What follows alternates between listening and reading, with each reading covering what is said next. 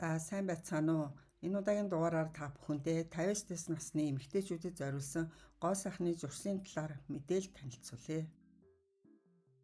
Арьс арчилгаа, үс арчилгааны ихэвчлэн үнэтэй гэдгээрээ алдартай байдаг ч үн төлбөргүй хэрэгжүүлж болох таны гоо сайхан туслах олон зуршлууд байдаг. Хөгжлийн эсрэг хялбар арчилгаагаар гоо сайхныг бүтээцгээе. Олон хүмүүс гоо үслэн хөгшрөлтийн эсрэг гоо сайхны бүтээгдэхүүн, аршин сувлын эмчилгээ, гоо сайхны процедур зэрэг үнэтэй арьс арчилгаатай холбодог. Гэсэн хэдий ч мөнгө үрэлгүйгээр хэрэгжүүлж болох олон гоо сайхны аргуудыг танилцуулж байна. Үүнд нэгдүгээрт нь бүлээн ус уух. Өглөөс ирсэн даруйдаа нэг аяг бүлээн ус уух хэрэгтэй. Ус уух нь гоо сайхны хувьд маш чухал юм. Өдөрт 1.5-аас 2 литр орчим ус уухыг зориорой. Гол нь нэг дор бүгдийг нь уухын оронд баг багаар ус уух явдал чухал юм шүү. Ус дутагдах үед цусны зурамтгай чанар нэмэгдэж, цусны эргэлт муудах магадлал өндөр байдаг. Энэ нь арсны эсийн солилцоог алдагдуулж, тослогын ялгаралтыг бууруулж, арсыг хуурайшхад хүргэдэг. Тиймээс ус ууж арсаа чийшүүлээрэй. Хоёрдугаарт нь үсээ самнах. Үсээ самнах нь хуухны цусны эргэлтийг сайжруулдаг. Энэ нүүр арьс хоорондоо холбоотой тул үсээ самснаар нүүрэнд өргөх нөлөө үзүүлдэг байна.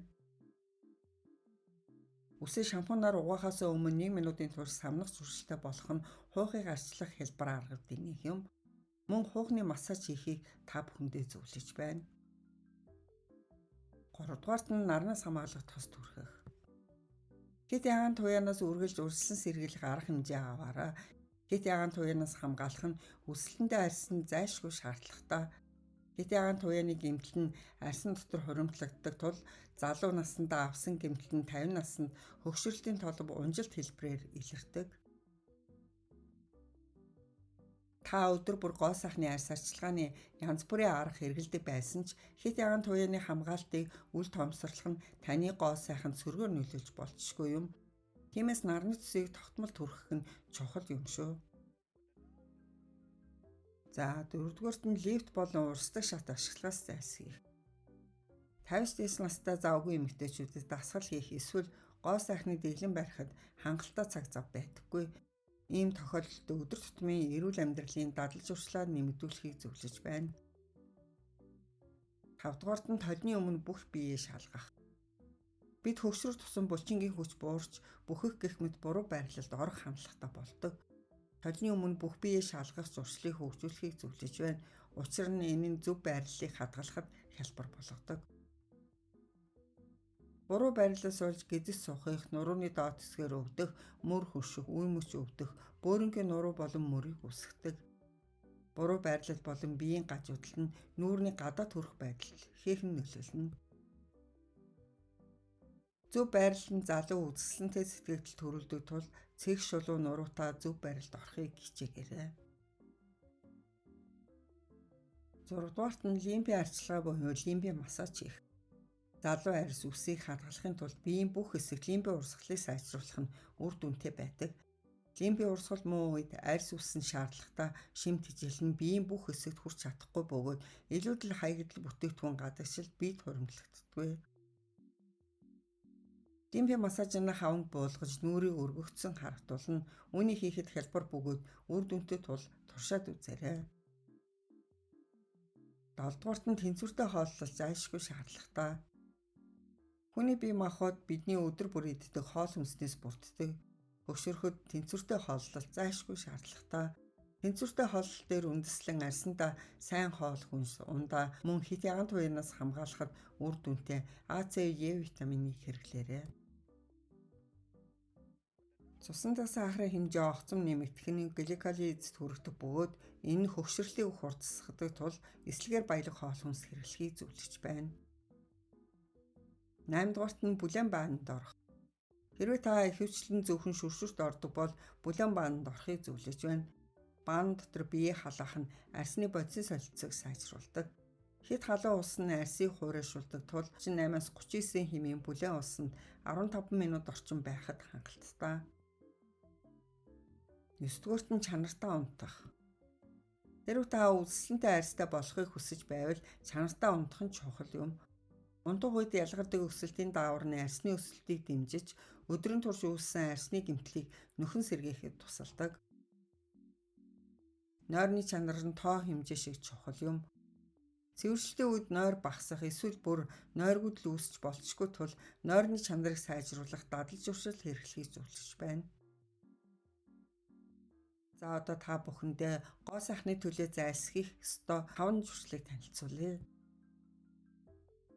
Гоо сайхны хувьд зөвхөн тодорхой зүйлсийг хийхээс гадна заримаас нь зайлсхийх нь чухал юм. Өдөр тутмын амьдралдаа хэрэглэдэг зарим ууз зуршлуудыг авч үзье. Үүнд нэгдүгээрт нь ухаалаг утас болон компьютер ашиглахдаа доошоо харах. Ухаалаг утас эсвэл компьютер ашиглахдаа та доошоо харах хандлагатай байдаг. Энэ буруу байрлалыг хадгалах нь таталцлын улмаас хацар ирүүний өөхийг унжуулж улмаар таныг хөгшин харагдуулдаг. Ухаалаг утсаа ашиглахдаа доошоо харахын оронд нүүрний түвшинд барихыг хичээгээрэй. Хоёрдугаарт нь арсаа урж болохгүй. Арсны эмзэг тул хүчтэй үүрэх нь арсны гадаргуу дээрх жижиг үрслээсийг үүсгэдэг. Үрэлт нь толб, гиперпигментаз бүдгэрэлт үүсгдэг тул нүрээ угаах эсвэл арс ажиллагааны үеэр арсаа хит үрхээс болгоомжлоорой. Гуравдугаарт нь хит их тослохыг бүү арилга. 40 наснаас хойш тослогын ялгаралт мэдэгдэхүйц буурч арс хуурайшихад илүү үр дүнтэй болдог. Хит их тослогыг арилгахгүй байхыг зөвлөж байна. Учир нь энэ чийг дутагдахад хүрэж болцшгүй юм. Хэрвээ та хуурайшлтаас санаа зовж байгаа бол өглөө нүүр цэвэрлэгч хэрэглэхийн оронд бүлээн усаар нүрээ угааж үзээрэй. Хүн бүрийн арсны байдал өөр байдаг тул өөртөө тохирсон арчилгааны аргыг сонгож хэрэглээрэй. Дөрөвдүгüүрт нь өмнөх үетэйгээ өөрийгөө харьцуулж болохгүй. Хүн бүр залуу байхдаа чиглэлийг чанга уян хатан арстай байдаг. Хүн бүр хөгшөрдөг бөгөөд хөгшрөлтэй холбоотой өөрчлөлтүүд гардаг. Хэрвээ та өөрийгөө өнгөрсөнтэйгээ харьцуулахаас зайлсхийж, одоогийнхаа арчилгааг илүү үзэсгэлэнтэй болгоход анхаарлаа төвлөрүүлж, таашаал авч байвал арс арчилгааны дэглэмийг өргөжлүүлж болно. 5-дугаарт нь стрессээ удирдах сурах.